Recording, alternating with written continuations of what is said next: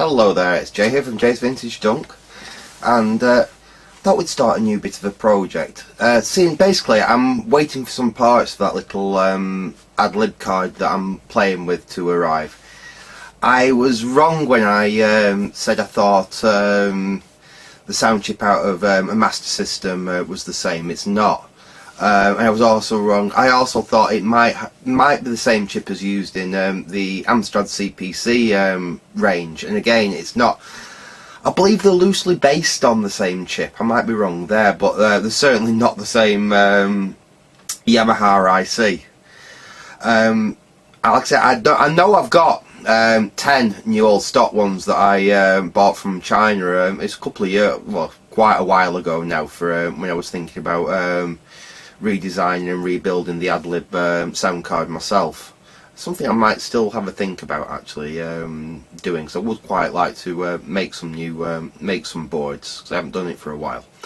But anyway, yeah, they're buried deep into the attic, and I really don't have the time or the energy at the moment to go and try and dig them out. But fortunately, it's not an expensive IC. I found one in the UK for under a £5, including postage. So I've just ordered a replacement, and we'll have a quick play with that card again when that arrives, because I'm pretty certain that's all that the fault is.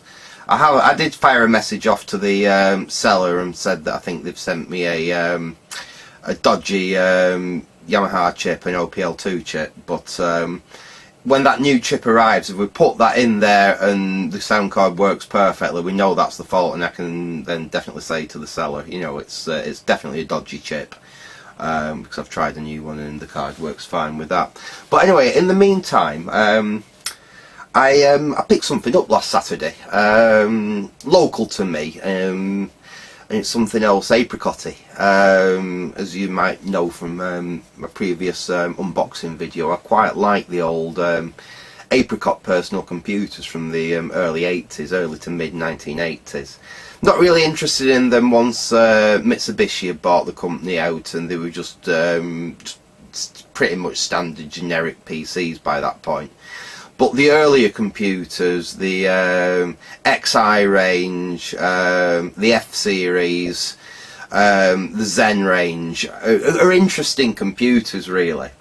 And I mean, I've had a XI for a number of years, since Retro Gamer VX gave me that one. Like I said, I had one previously, which I turned into a SCSI box back in the 90s.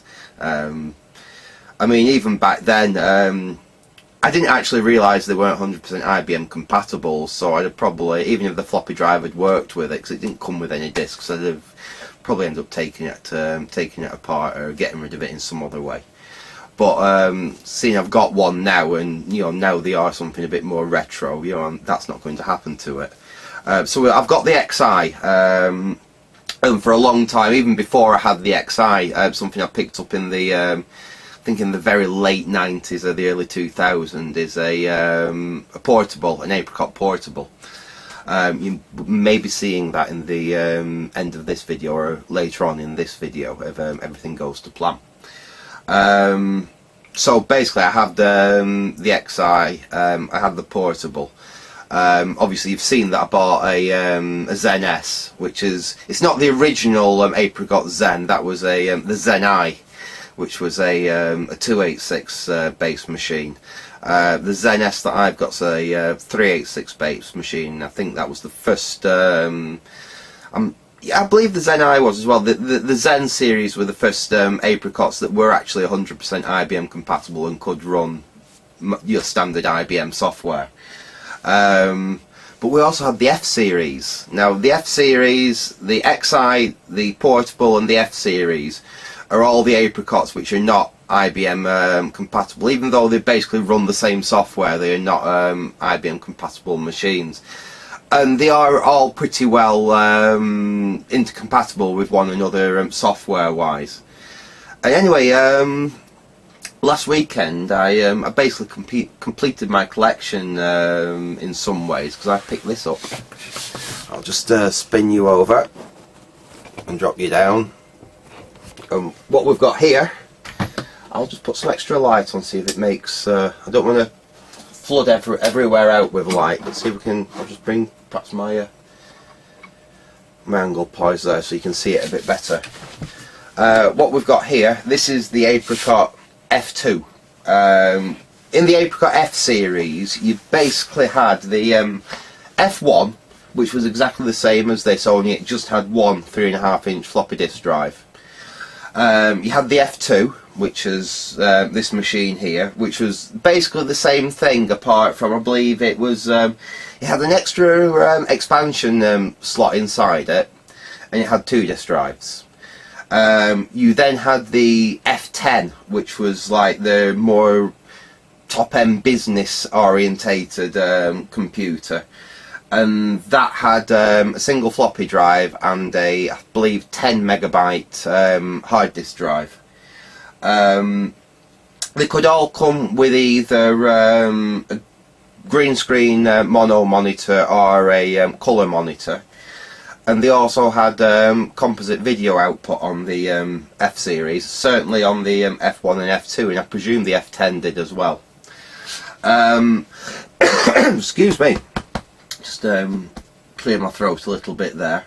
They're an interesting, they're a unique computer, really. This is a computer that came out in 1985. Well, I'll just say as well, the Apricot Portable is also, you consider, one of the F series. It runs exactly the same software as the F series, and even the like the RAM expansions for the F series will also work. I think the RAM expansions will work in the original Apricot XIs, the original Apricot XIs, the F series and the Portable. They all, like I said, they're basically the same computer, even if they look somewhat different. So yeah, basically this is like the middle of the road system, the F2. So like I said, it was a little bit better than the F1. The F1, like I said, you only had one expansion port inside it, 256k of RAM, and one 3.5-inch floppy drive. The F2 had an extra expansion port inside it, 2 3.5-inch floppy drives. I think it still only came with 256k of RAM. I'm not sure if they all didn't, but they're certainly expandable. You can take them up to 700 and it's about 750k or something around them ballparks. They were unusual computers. The Apricot Portable especially, because the Apricot, this is a computer from 1985, and it had voice recognition. It was a computer that you could actually speak to. It actually comes with there's a microphone built into the front of the computer, and I fully admit I have never ever actually tried to get it working or ever, and it's something we're going to do on this series of videos, actually see if we can get the software, and if it works, see if we can actually get the voice recognition software to work on the Apricot Portable. But they had other unique features. The keyboard on all the Apricot F series, it's wireless. All the keyboards are infrared. So as you can see, we've got absolutely no wires between the keyboard and the main unit.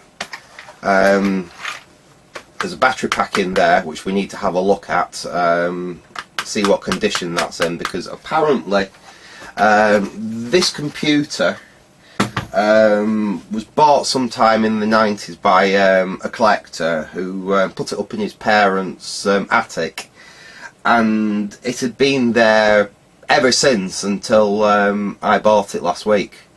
So this has not been powered up since the sometime in the 1990s. That's why I'm not just rushing in to just power up this and see what it does.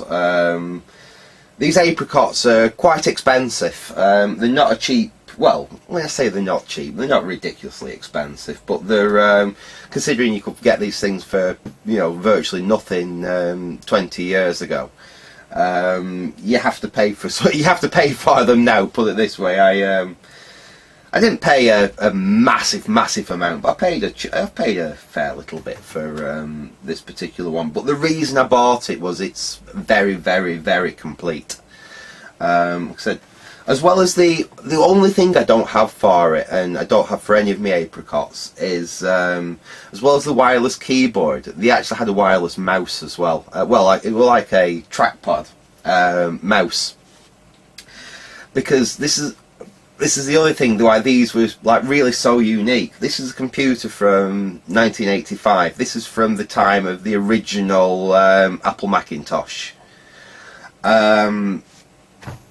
This is when the IBM PC still looked like the original IBM PC, really. I mean, you had the odd clones, you had the compact portables and things out by that time, but your IBM PC was a DOS-based machine primarily. If you wanted a GUI, you had an Apple Mac. I had one of these, because these all ran Gem Desktop. Same as the Atari STs and the I mean, Amstrad used it on some of their IBM PCs later on in the late 80s and the 90s. They tended to include Gem Desktop with their systems, but I'm not sure about the XI. I think the XI will run it, but certainly the F series, the portable, and all the standard the F1 to the F10. All run Gem Desktop with a mouse. Like I said, this is in 1985. You had a computer designed and built in the UK that ran a reasonably decent GUI. It was certainly a damn sight better than what anything Microsoft could put together at the time. At the time, we had Windows version 1. Gem Desktop was far superior to what Microsoft was doing with Windows at the time. Like I said, these did run Gem Desktop.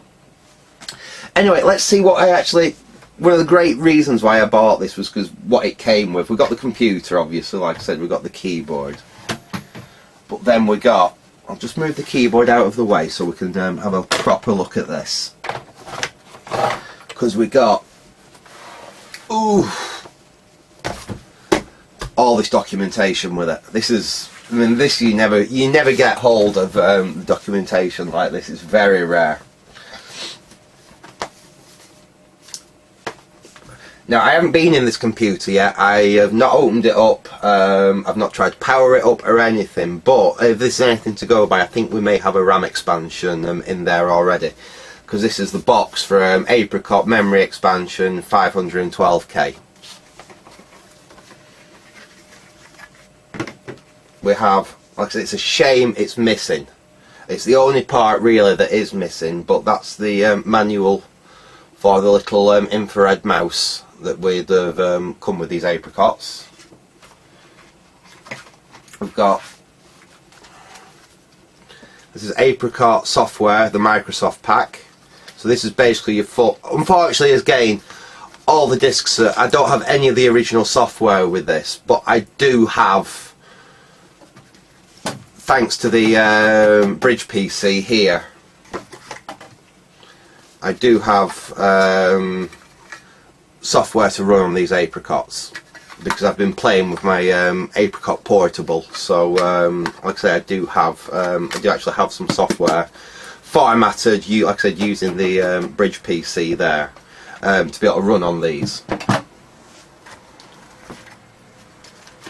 But like I said, we've got all the original Microsoft DOS manual, and it is really comprehensive.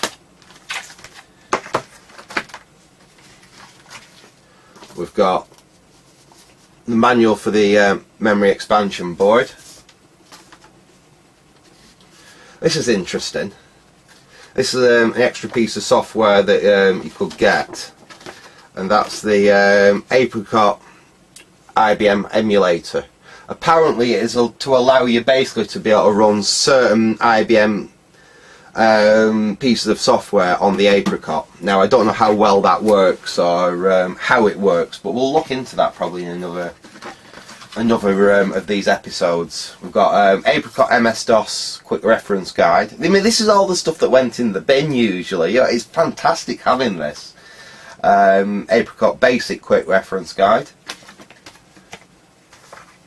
Now, I don't think this next thing, I don't think this next thing is actually to do with this. I think this has come from a later system and just got dropped in there, because that's Dr. DOS 5.0 Quick Reference.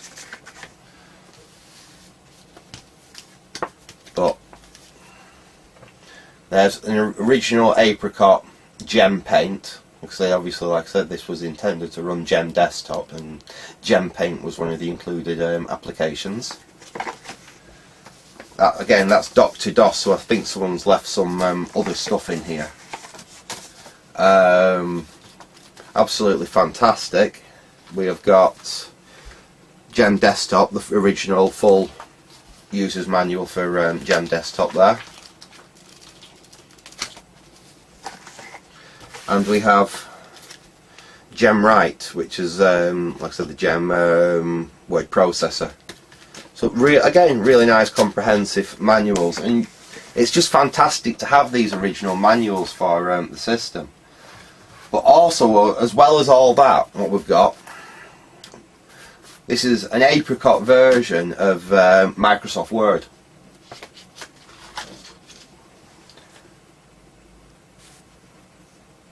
Right, so I presume this has originally belonged to a health department or something.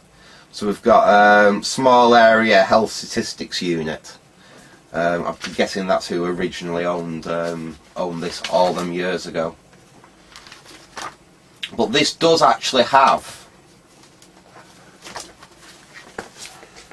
we'll look in the back. Now, I very much doubt these still work, but we do actually still have all the original discs for it. In fact, let's have a quick.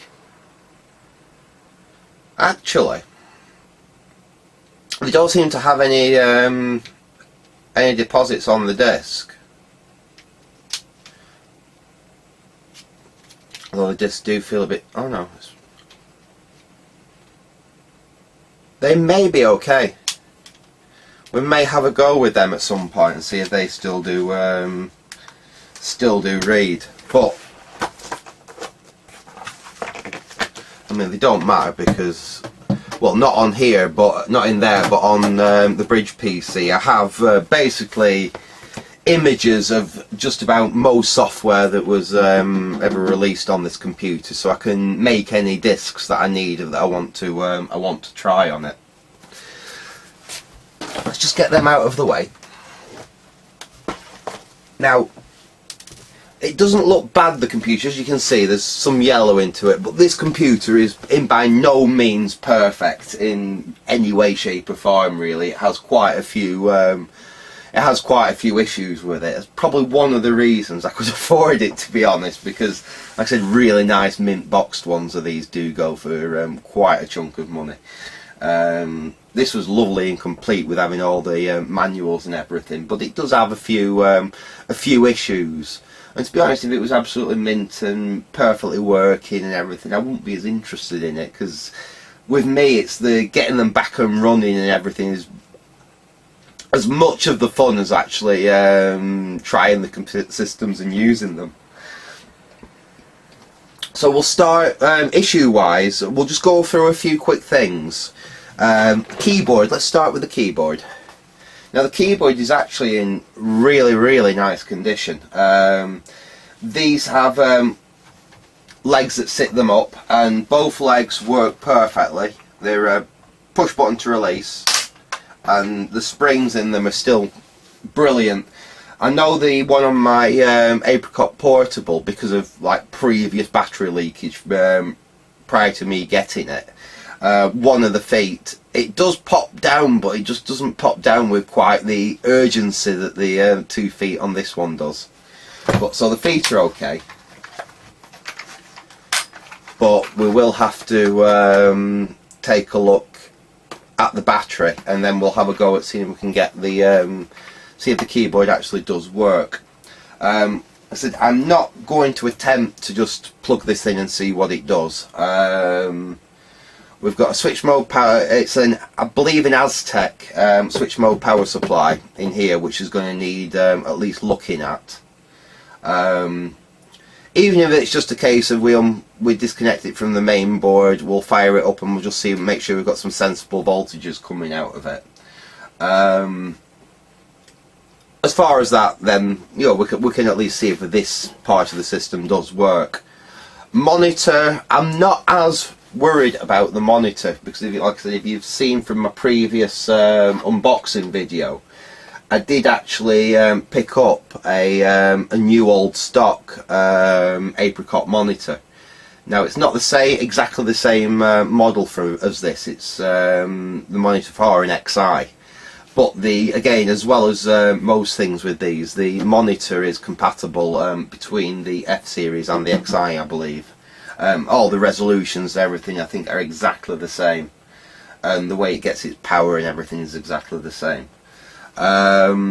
This monitor it's got some interesting things been done to it in the past. First, it has sustained some damage.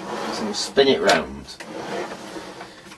We have a look at the back here. You can see, and now on the listing, when I looked at this on the original listing, it did show all this, so I mean I did know about it. But it's obviously had a bash at some point, and it's broken a piece of the plastic out of the back of the case there. If you can make that out. Basically, it snapped out that piece of plastic there. Now that should be an easy fix. We should be able to take this apart and just easily re-glue that into position, and that shouldn't be a major problem. It's missing the control from the brightness control up there, but again, that's not a major problem. I have got some knobs. They're not the right colour, but I do definitely have some knobs that will fit on there. What is ever so slightly concerning me about it is that's not the right CRT for this monitor. The reason I know that is, I don't know if you can see that, there is a gap all the way around here where the CRT doesn't actually fit the bezel. And I can also see that the edge of the CRT protrudes. The CRT is here, basically. The glass on the CRT is coming up to about here, and there, and here. So it's a bigger CRT than should have really ever been in this monitor, and I presume they've just fiddled with the geometry of the image to shrink it down. So, like I said, we've got a much bigger CRT than should really be in here. So we're going to basically have to see whether it works and how well it works. But like I say, it's not the end of the world for one of two reasons. One, I've got another monitor that will work with this system, and two, these F series have composite output on them, so we can connect it up just to a standard composite monitor. I don't know whether the composite output is colour or mono, we'll say, because these computers are capable of colour. That I don't know. That's something we'll have to find out when we start playing with it. Right, so we'll get the keyboard out of the way. We'll get the monitor out of the way. Ooh, that's quite heavy actually. That's definitely heavier. I mean, we could be like, I don't think it is, but I mean, I'm pretty certain that's the mono monitor. It just feels incredibly heavy compared with the other Apricot mono monitor I've got though. But I think that is a slightly bigger CRT. It also doesn't have that nylon anti-glare, as you can see there, filter that the other Apricot monitor that I have has. And this is the Apricot F series, and as you can see, really, it's pretty tiny. They're just a really interesting form factor. Oh, that, by the way, that's another part of the computer. That's the power supply for the monitor. But the power supply for the monitor doesn't plug into the monitor. The power supply for the monitor plugs into the computer. yeah, it's. I said that apricots were a little bit different. So that's basically it. As you can see, it's quite small. That's my hand, and my hand goes right the way across it. It's deep. It's about as deep as a standard PC, but it's under like half the width as you get, as like most even small form factor PCs would be double that width. It's just one hand wide. So they were quite small little systems, these. We turn it round to the back. Fairly standard on the back. A standard power input there. Centronics printer parallel port there. That's our monitor input. Monitor output. And we've got a standard 25 pin RS232 there. And then so we've got 240 volts in there. But that plug there, that's what you plug that black brick into, and that's what powers the monitor. I believe that's because if these monitors are used on the earlier XI series, I think the power supply in them is a little bit more beefy, and that can drive the monitor on its own, as where if they're used on the F series, the power supply in here isn't quite as powerful. Probably because a lot of people may have used them through composite and never really needed the extra power that the power supply would need to drive a monitor. So instead of putting a bigger power supply in unnecessarily, they put a power supply in that's big enough to run the computer, and if you was using a monitor, you use this external power supply in there to provide the power for the monitor. Slightly strange way of doing it, but like I said, it was an interesting, unique little computer, Apricot. This isn't without damage either. As you can see, it is pretty horrendously yellowed, and we do have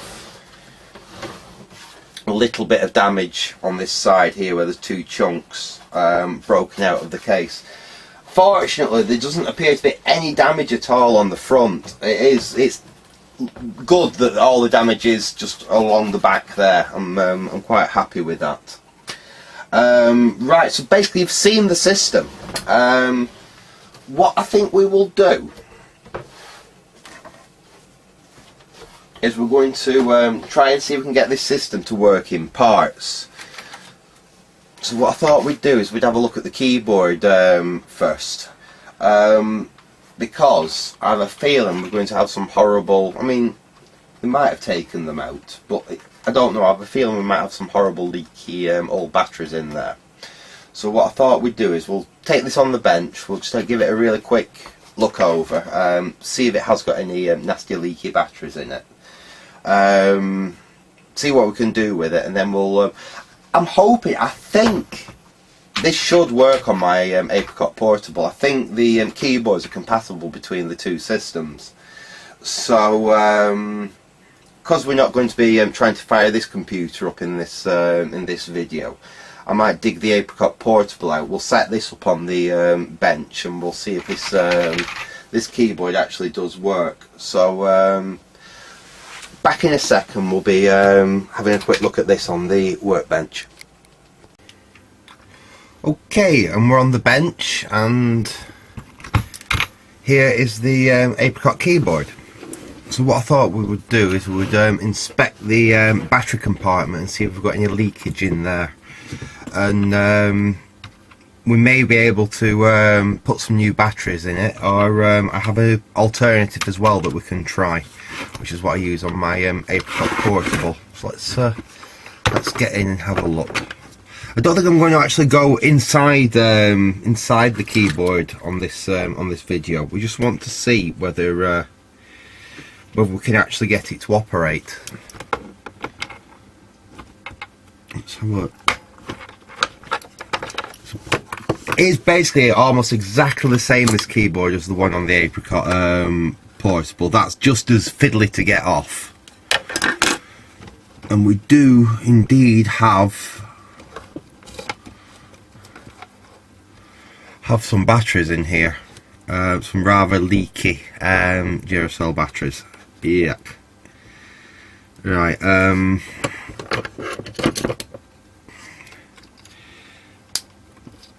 try and get this off. I don't know how old these batteries are.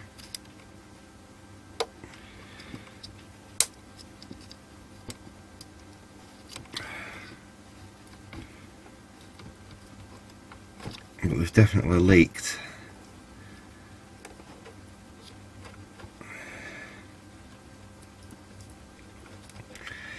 That won't release from there. Ah, there we go. Yeah, those are pretty manky. Yeah, they are actually leaking fluid by the look of it. I'll just empty these into the bin and we'll have a look at the battery holder, see if we can still reuse it.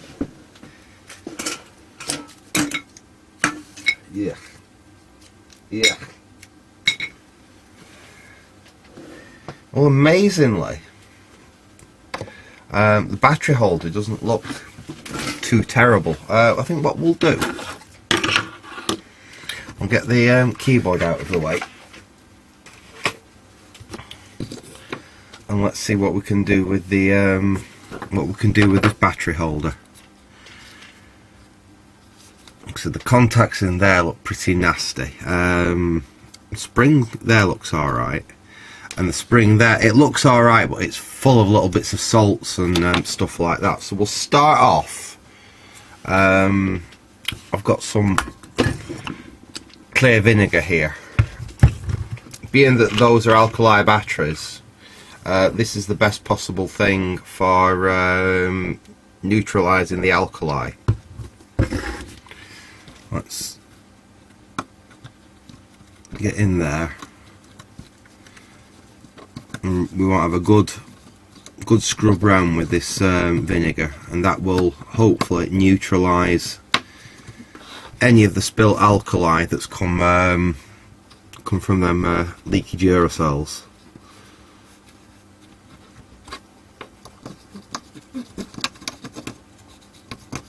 Just trying to get all this out. See that contact there, let me see if I can zoom you in.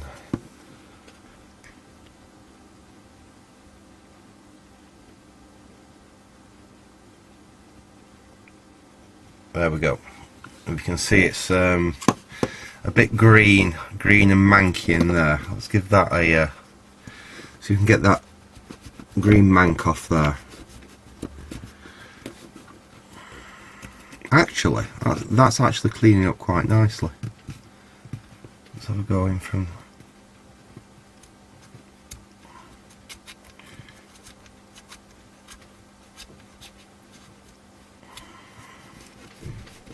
Yeah, that's got all that green slime off there. That's come up quite okay. So that side's not come up too bad. Like I said, that was full of like them salts that had come out of the battery. Fortunately, it looks like it's not been leaking for too long, because it's not all corroded. There's not even any corrosion on the spring there. Either that, or it's a testament to the quality of the spring contacts they actually used to use back then. Now it looks a little bit manky on there. Let's just clean, get a new Q-tip with a bit more vinegar on it. Get in there. Hopefully you can see what I'm doing. And we just want to see if we can get all any acid damage from them batteries out of here. So I think we've just caught this in the nick of time, actually, because it doesn't look bad at all.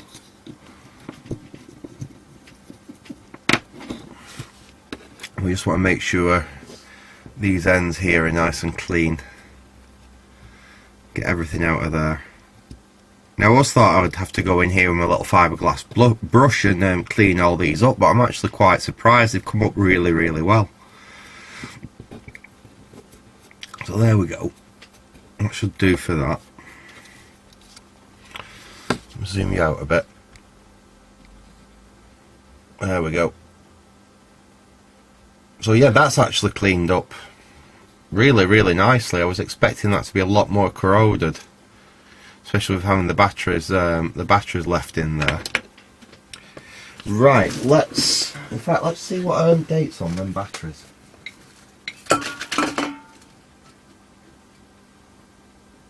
In fact, I can't actually see a date on those batteries.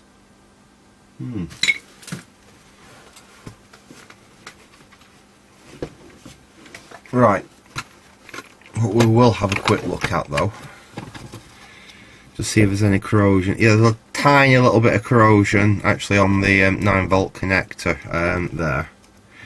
So I think we'll just do the same again. We'll get another Q-tip and we'll just give that a quick wipe over. And then it may be actually be good to try this keyboard. Like I said, we can't try it on the F2 because we're going to have a look at the power supply in that before we actually give it a go. But we can possibly try this on my Apricot Portable. I mean, that's not without its issues. We are going to be doing some videos on the Apricot Portable as well because it does need some work. Right, that's come up spotless. So that's come up a lot better than I was. I'm not going to put the back on until I've gone and got some batteries. Where's the? There it is. There's the battery connector. So, and again, I'll put the batteries in that when we're ready for it. I'm not going to try and clean this at this point. I mean, it is yellowed, but it's generally dirty as well. I'm going to leave that until I've actually tested it and see how much of it works or not. So what we'll do is we'll pop back to the other room and I'll get the old Apricot Portable out and we'll have a quick go with this and see whether this keyboard actually works. And I can just show you the slight differences between this keyboard and the one for the Apricot Portable. So back in a sec. Okay, we're back in the office where we've got a little bit more room. And I've squirreled the Apricot F2 away, so it's safe for the moment. Like I said, you'll be seeing that in the next video we do in this series, where we're going to have a look at the power supply and that, and see if we can actually get the main unit to power up. But firstly, let's have a look, just for curiosity's sake, because I don't know whether this is going to work or not, just to see whether we can get this keyboard to work with the Apricot Portable I've got here. So first thing we're going to need to do is put some batteries back in here. Now, I will admit, with my Apricot Portable I don't actually use batteries in the keyboard. What I've done, because these things are designed to run on 6 volts, when I actually got my Apricot Portable back years ago, when I opened the bottom of the keyboard thing, it actually had a very leaky 9-volt battery in there. And because the earlier Apricot XIs use a 9-volt battery in the keyboard, I just assumed that was correct and it used the 9-volt battery.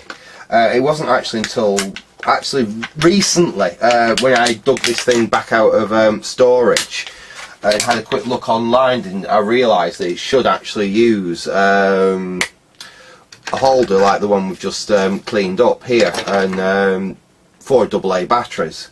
So what I did with my portable there was I converted the keyboard to run on a USB cable.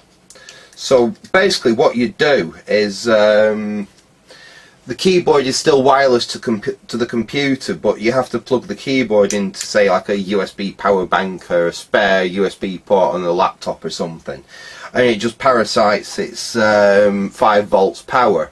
Obviously, because like I say, it's designed to run on 6 volts.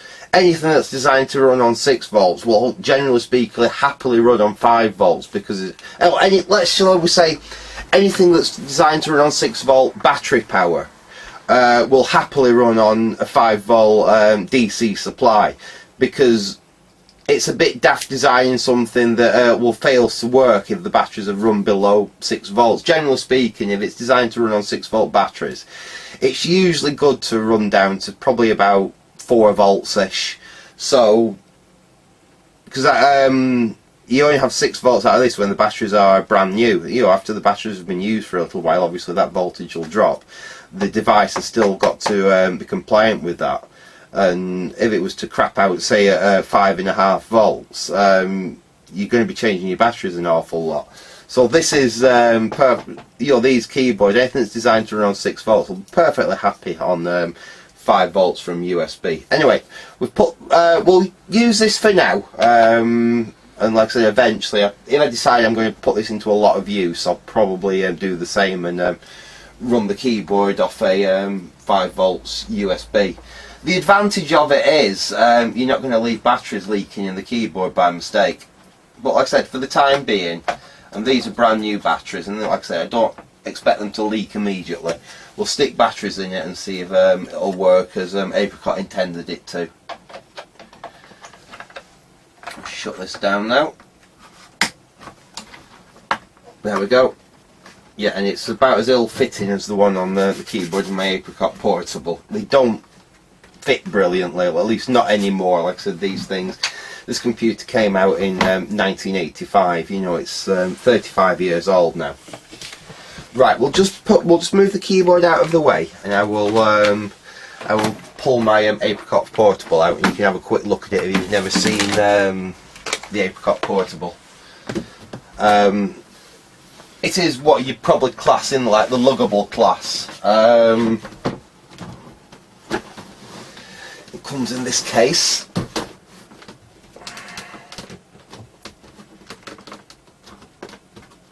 Ooh. And here we are. The keyboard. Now, like I said, this is not restored. As you can see, it's actually covered in paint. That's exactly as it was when I bought this.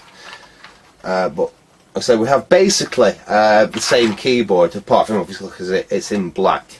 I believe the portable version came in black and a rather like a metallic-y silver colour as well. I've never seen the silver version in person, and they're not a common computer. These, you don't see that many of them anyway. What I will note, very, very similar keyboard. Like I said, we put the two together. It is basically the same keyboard, same function keys, same extra keys up here and everything. The only difference is the actual keycaps. This is very reminiscent of the Sinclair QL, with the very flat keys, very much similar key push actually as the Sinclair QL. Possibly slightly nicer, but very like the QL style keyboard on that as well. Like I said, the other F-series machines that use this keyboard, as you can see, the keys are very much, let me just put that where it's not going to cause any harm. You can see the keys are very much like standard keys you'd find on any other PC keyboard. Obviously, layout is different. The Apricots use their own layout. They don't use Control-Alt-Delete to reset them. There's various differences. Like I said, these are not IBM compatible PCs. They are something, they're their own thing. And I'll dig out the actual machine itself, which is bloody heavy. We'll get the case out of the way. This is where I absolutely wish that my office was a little bit bigger. And it's one of the reasons why I'm building, well, hopefully somewhere to actually do these videos that's better than this. But there we go. That is the Apricot Portable. The reason it has, let's just get this from untangling it. Like I said, this is 35 years old. This should be a nice tight springy cable. Obviously over the years, you know, it has stretched.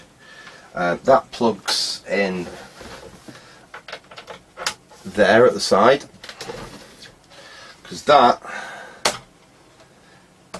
that's your microphone. Like I said, this it's astounding really for a computer from 1985. Like I said, you had voice control over it. You could actually talk to it.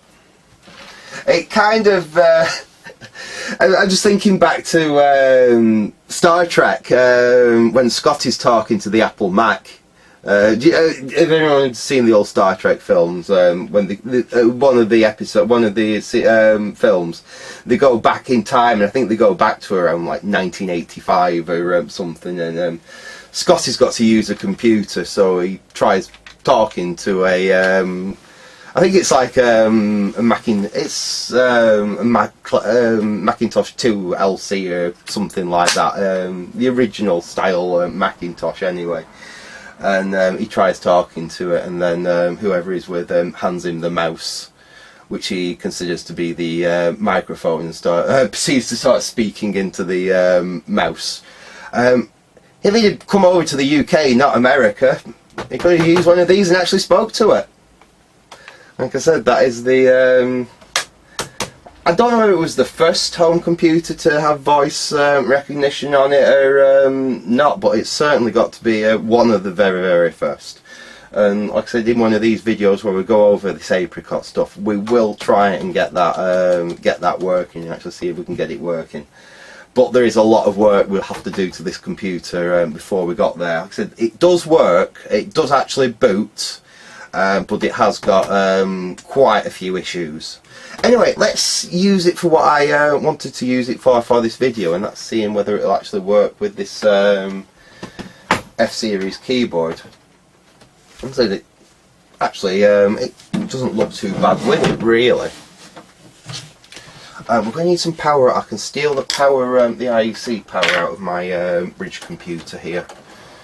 Let's just ease that forwards, and we're going to need this box of discs. That's all the software I currently got that runs on these Apricot computers. Well, not all the software, it's all the software I've actually got written down to floppy disk.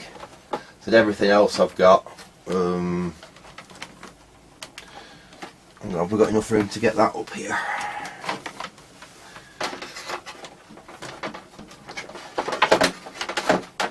Come on, out you come. Out you come, you bugger. There we go. Right, we've got an IEC lead. Hopefully it's going to be long enough. I think it should just be long enough, because where's the... I think the power's on that side. Let's move that out of the way again. Ooh. Yeah, there we go. That's where the power goes in. Hopefully it goes in that way. It would be a right angle leady thing. Never mind. Okay, so we've got power to the computer. This has got new batteries in it. That can go there like that. So let's switch on and let's see if the computer actually boots up. And I'm hoping you're going to be able to see this. Alright, so let's have a look. And it's actually come up. Now, can you see what's on that screen? I don't know, because one of the problems with the Apricot is the actual screen, it's very, very, very faint. Now, I'll try and zoom you in.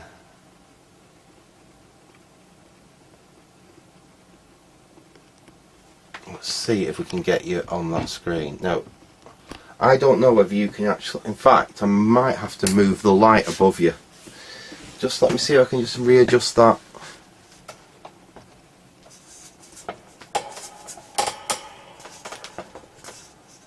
Okay, is that any better? I don't know. But basically the computer is booted up. We've got Apricot across the front of the screen there. And then we have a flashing disk image saying please basically insert a disk. It's telling us how much RAM we've got, which currently is coming up as 414K. Now the reason behind that is this is actually a base model Apricot portable. It's only got 256K of RAM in it. Now if you remember in my previous unboxing video where I showed you that random Apricot RAM expansion that I've got, well, that again, basically them RAM expansions, from what I've looked, they're compatible with all these, and it's a 256K RAM expansion. So I thought I'd give it a try in here. Now it's faulty. That's why we've got, basically, it should be showing up as 512K of RAM in there, and it's not. It's showing up as 414K. So we've obviously got a fault on that RAM expansion card. I only left it in here because I didn't want it to go missing or anything. So with it, I'm going to be using it in this computer most likely. So again, that's one of the things we're going to look at to see if we can actually fix, is getting that RAM expansion card to actually work correctly. So I'm sorry if you can't actually see what's on screen. Again, that's something we're going to have to look at. I don't know whether the screen is going faulty, whether it's the fact there is no actual contrast to brightness controls on the computer at all.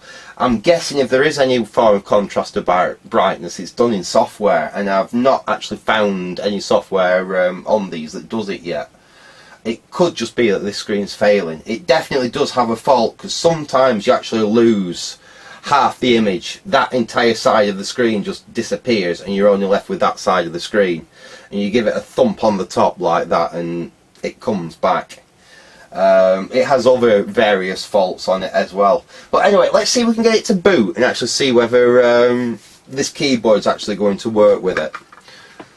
Perhaps just zoom you out a little bit. Like I say, unfortunately, I don't think you're going to be able to see anything on this screen, which is a bit of a shame, but let's see what we can do.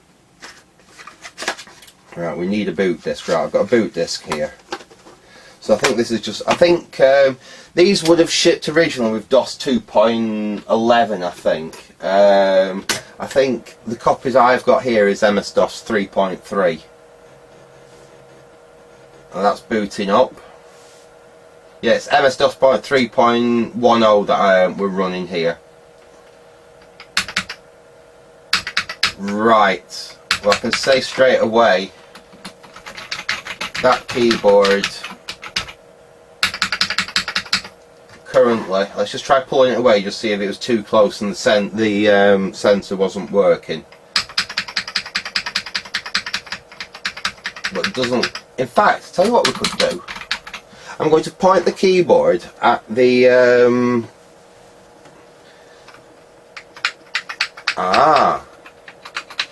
I don't think this keyboard's working, because this, I mean, basically, if you can see there and there, those are the infrared LEDs that send to the keyboard, and when I'm pressing keys on here, this camera should be able to pick them up. It's exactly the same. Have I got the remote control from my monitor? Yeah.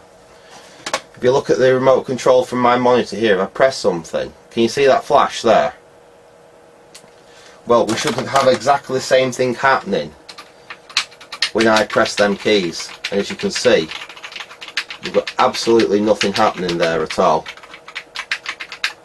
We should have them, they should be flashing when I'm pressing them. In fact, just to show that, let me just grab the keyboard for the Apricot Portable. Again, this is another thing, this has got a fault on it. The keyboard does actually work, but randomly this keyboard will just start pressing N. The key isn't stuck down in any way, and the key does work, but just randomly you'll start just getting N's appearing like that on the thing.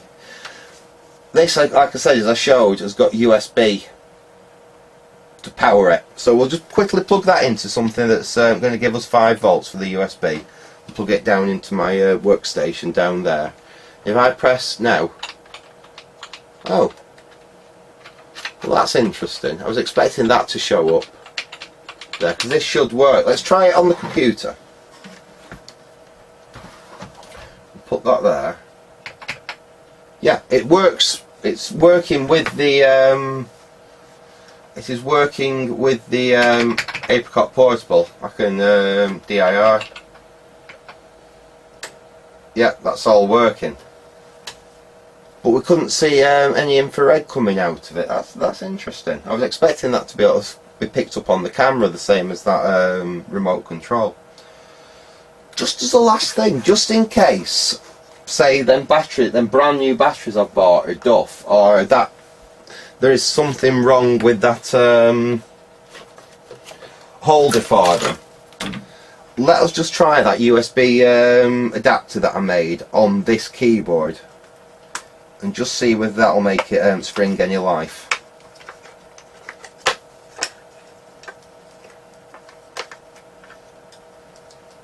And if it doesn't, then it might be either this keyboard is faulty, are they're not actually compatible between the F series and the portable. I mean, the portable is actually known as the FP, the F series portable, in a lot of the documentation. So you would think the keyboard should work. Right, that's basically the adapter that I made.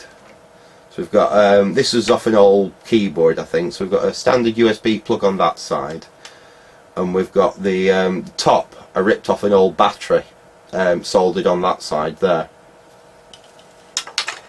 So we will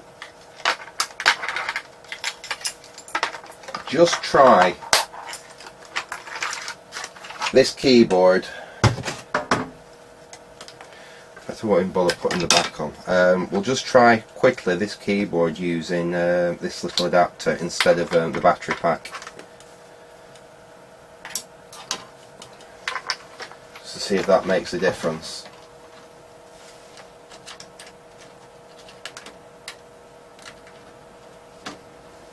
There we go. And it does! Right, so that either them brand new batteries I've just bought are no good, or there is actually something, there's something still wrong with that. I mean, we'll give it a really good clean, and let me just try, well, it is giving voltage out, that, yeah, but for some reason the keyboard didn't like it, but it does like the USB connection. So yeah, this computer is indeed working. There's nothing on that. There's actually nothing on that disc. It is just a boot disc. I've got Apricot games here. Not that I'm not sure if you're actually even going to be able to make anything out.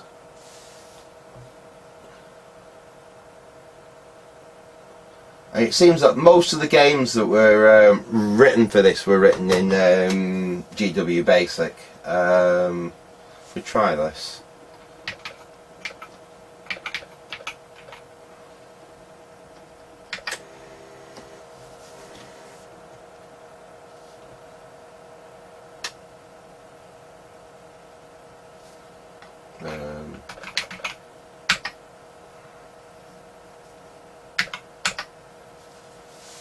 This is a game called Zombies. Do you require instructions? No. There we go. So in fact, what I'm going to do, I'm going to take you off the tripod and I'm going to bring you a bit closer and see if I can actually get you in to see this screen. Ooh. Right. Can you all you can see now, I don't know actually, all you can see now is my light in the centre of the room, isn't it? Damn. It's really hard to film this this screen, but basically, let's try. Does that make it any better? But yeah, this basically is zombies. And basically what you have to do, you move one block, the zombies move one block. And what you have to do is try and lure the zombies to fall down pits.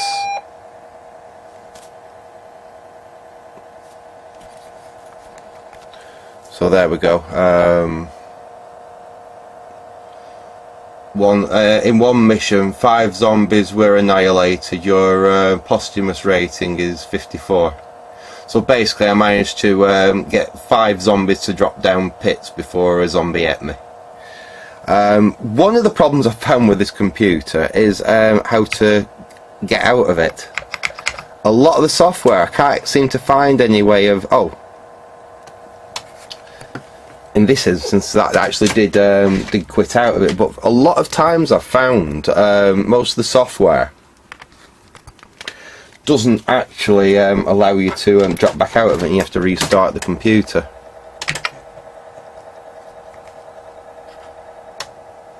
There we go, that's working again. So there's nothing on this disc, it's just literally just a boot disc. I was hoping to be able to show you Gem Desktop running on this computer, because believe it or not, this was designed to run Gem desktop. So not only did the Apricots have a full GUI, we actually had a portable computer in 1985 that had run the full GUI, and it also had voice control. So like I said, Apricot was something that should have really done better than it did, but because it didn't run MS-DOS software, they slowly fizzled and faded away, and then just got bought up and became just another general random computer PC manufacturer, when like I said, in their heyday they were something really quite innovative. Anyway, I'm going to leave it there for now. We are going to definitely be doing some more videos on these. I think the next video we're going to do is possibly try and see if we can get the F2, check its power supply out, because I'm pretty certain the power supply in that's going to have a Reefer brand capacitor right across the mains. I'm pretty certain it's going to turn into a smoke machine the second I switch it on. So we better get in there and we'll whip that out. We'll have a quick look over the power supply, and if nothing looks too nasty, we'll check some voltages on it, and again, if they all look good, we'll have a go at actually powering the base unit up, seeing we've got software we can try on it, and we know we've got a keyboard we can actually input some data with. So actually, I'm going to leave it there for now. I hope you enjoyed this rather long Apricot related video. So thanks for watching, and goodbye.